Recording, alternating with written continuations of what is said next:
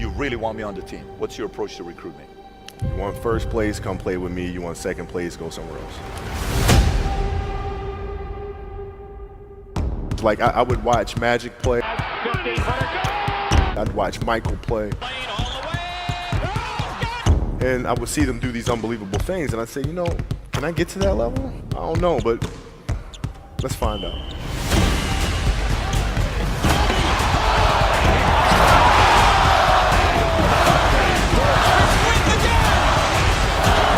That's why he's the best player in the game.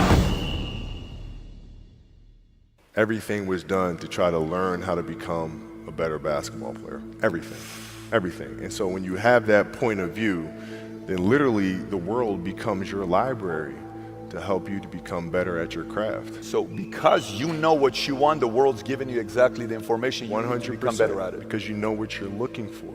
So many guys tell stories about your work ethic. Yeah. What was really your work ethic like, and for how long did you stay disciplined? Well, I mean, every day. I mean, since 20 years. I mean, it was an everyday process, and trying to figure out strengths and weaknesses. For example, jumping ability. Man, my vertical was a 40, it wasn't a 46 or a 45. My hands are big, but they're not massive. Right? So you got to figure out ways to strengthen them so your hands are strong enough to be able to palm a ball and do the things that you need to do. Quickness, I was quick, but not insanely quick. I was fast, but not ridiculously fast. Right? So I had to rely on skill a lot more. I had to rely on angles a lot more. I had to study the game a lot more. And but I enjoyed it though. So like from the time I can remember when I started watching the game, I studied the game, and it just never changed. It's a good separation for me, emotionally, to be able to put myself in a place where at practice or when I'm training or during games, I switch my mind to something else. I switch my mode into something else, right? For me, it's the equivalent of Maximus, Decimus Meridius, and Gladiator picking up the dirt, smelling the dirt. It's go time, right? So that was my mental switch. It was like an actor getting ready for a film. You got to put yourself in that cage. When you're in that cage, you are that character. And then when you leave there, it's something completely different. But when I'm in that cage, bro, don't touch me, don't talk to me. Just leave me alone. How did you get mentally and emotionally so strong where it doesn't bother you? Well, you got to look at the reality of the situation. Like for me, it's not, you kind of got to get over yourself. It's not about you, man. Like, okay, you feel embarrassed. You're not that important. Like, get over yourself. That's where you go. Get over yourself, right? Like you're worried about how people may perceive you, and like you're walking around and it's embarrassing because you shot 5 air balls. Get over yourself, right? And then after that, it's okay, well, why did those air balls happen? Got it. High school, year before, we played 35 games, max, right? Week in between, spaced out, plenty of time to rest. In the NBA, it's back to back to back to back to back to back to back. I didn't have the legs. So you look at the shot, every shot was online. Every shot was online, but every shot was short. Right? I got to get stronger. I got to train differently. The weight training program that I'm doing, I got to tailor it for an 82-game season so that when the playoffs come around, my legs are stronger and that ball gets there.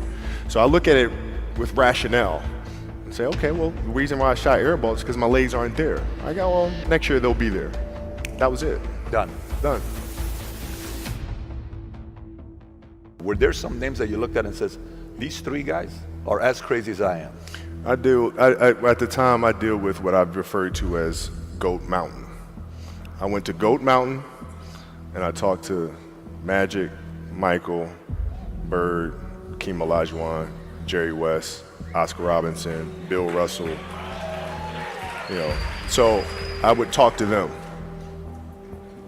What did you do? What were your experiences? Michael in particular, he's become my big brother. He's been my big brother since I first came in the league. And what was that process like?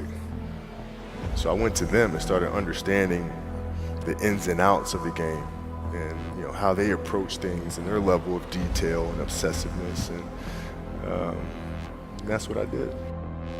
The players that had that passion but weren't willing to commit their entire lives to doing that, right? It's a choice, right? You have other things, you have family, you have all these other things that you have to do. The game can't really be your #1 priority. And so I was looking at that like, man, this is gonna be fun. If I'm buddies with you from high school, if I'm a cousin of yours, what happened to our relationship? How did that gravitate when you went into the league and you're determined to become the greatest, or you're determined to become one of the greatest? What happens to our relationship? Oh, it suffers. It does suffer. Oh yeah. Okay. Yeah. And you understood that. You were okay with that. Well, yeah. And the people that love you, like friends and family, like they know that about you. Got it. So they let you be you. And when you reconvene, you pick back up where you left off. But make no mistake about it, everything in between is lost, right? So those long-term relationships, the commitment of time of, taking vacation. Like I see a lot of players take vacations with other players that are close friends. And they'll just take vacations just to take vacations, or just hang out just to hang out. Like I never did that. But Why it was a not choice. though? Why didn't you do that? Well, because when I retire, I didn't want to have to say, I wish I would have done more. I don't want that. I don't want that. You got a lot of people paying their hard-earned money to come watch you perform. Perform. It's your job to be in shape. It's your job to be strong enough to perform at that level every single night. And as a competitor, I'm not ducking shit. Like it's not, oh my God, my back hurts, I'm sore, we got to play Vince Carter and Toronto Raptors tonight. We actually had this happen. We had a game against Toronto in 2000, and Vince was tearing the league up. My back was jacked. But like the perception of that, like what? Kobe's missing the game against Toronto and Vince Carter because my back was really spasming. But people will be like, what? Oh, he's ducking Vince. Excuse me? No, I don't think so. So I would be in the layup line like, okay, there's a lot of days where you can rest and recover. Today ain't one of them. Your back can bother you any other day. That shit ain't bothering me today. Wow. He gonna have to see me today. Yeah. Oh man. Yeah. If you're looking at a big investments you got to make, what is the decision-making process there? Do you call? Is there first you do your own research? You take this much time. You call an advisor. Is there a system you follow? It's pretty simple for me. It's do you understand the business? Is it a business that you can help in some form or fashion? What are the barriers of entry to that business? And then the entrepreneurs themselves, the company itself, right? Do they have a culture that you believe is sustainable? Are these leaders people that you believe in? Are they people that are obsessives? And in turn, have they created a culture of obsessiveness? So I tend to look at those 4 factors, and that's it. That's big right there, by the way. I don't know if you guys caught that right there. That's pretty massive right there. Same determination. What's your current work schedule look like today?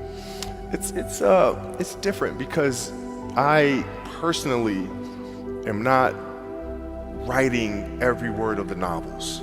I am not animating the films. What I have to do now is make sure that the people that we bring in, these obsessives that we bring in, are challenging themselves to do the best job that they think they can do. That's what I'm there for, is for them to constantly look in the mirror and self-assess and challenge themselves. If we have a project and you're saying, okay, I can do that, that's not the project we want. The projects that say, I don't know if I can animate that.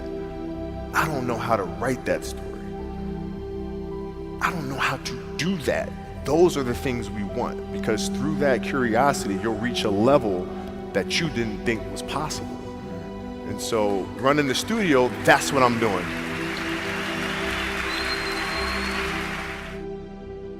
You're playing against the Golden State Warriors. Score is 107-109. You guys are close to getting into the playoffs.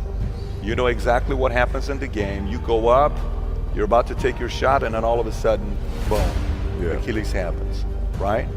He went and hit the free throws, and then you walked off the stage. Yeah. And you got the surgery done.